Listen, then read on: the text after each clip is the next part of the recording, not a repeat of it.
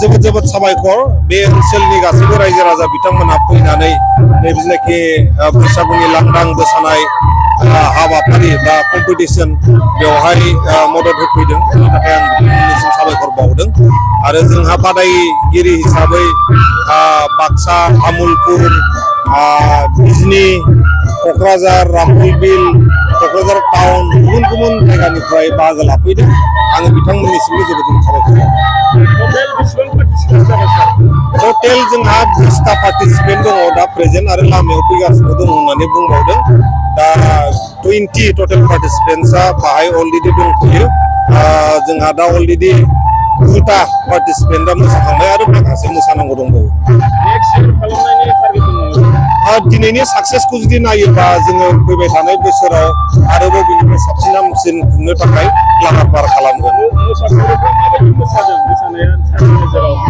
मोसानायखौथ' जोङो खोब ट्रेडिसनखौनो नुदों बर'नि जेनाखि आसार खान्थि दामग्रा गाननाय जोमनाय बेफोरखौ बिथांमोना बेरखांहोजोबदों आरो जेसेबां नुदों बिथांमोना खोब ट्रेडिसनखौ फल' खालामनानै बर'नि बैसागु मोसानायखौ मोसायो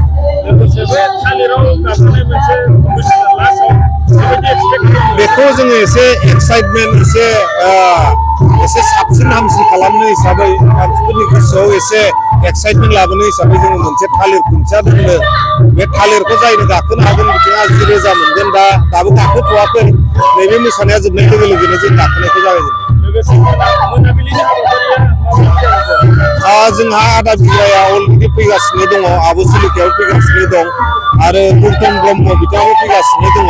जोङो नैबे मोसानाय जोबखांनाय लोगो लोगोनो मोनाबिलिनि जेनाखि हारिमु हाबाफारि हारिमु दिन्थिफुंनाय बियो जागायगोन धन्यबाद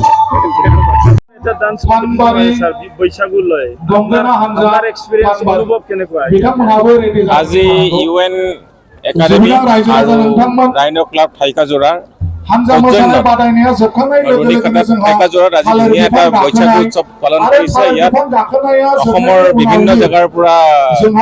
আমাৰ বৰ নাচনি আহিছে তেওঁলোকে প্ৰদৰ্শন কৰিছে এটা সুন্দৰ পৰিৱেশ ইয়াত সকলো ৰাইজে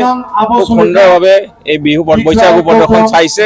আৰু বৰ আনন্দ উপভোগ কৰিছে এই সংস্কৃতিৰ জৰিয়তে আমি এটা একতাৰ বান্ধোনেৰে আমি বান্ধি খাই থাকিব পাৰোঁ আৰু বড়ো জাতীয় সংস্কৃতি বহুত উচ্চ খাপৰ আৰু সকলোৱে আজিকালি মিডিয়াৰ জৰিয়তে আমি সকলো বিশ্ব দৰবাৰতো আজি বড়ো সংস্কৃতি প্ৰকাশ পাইছে কিন্তু আমাৰ কাৰণে আনন্দৰ কথা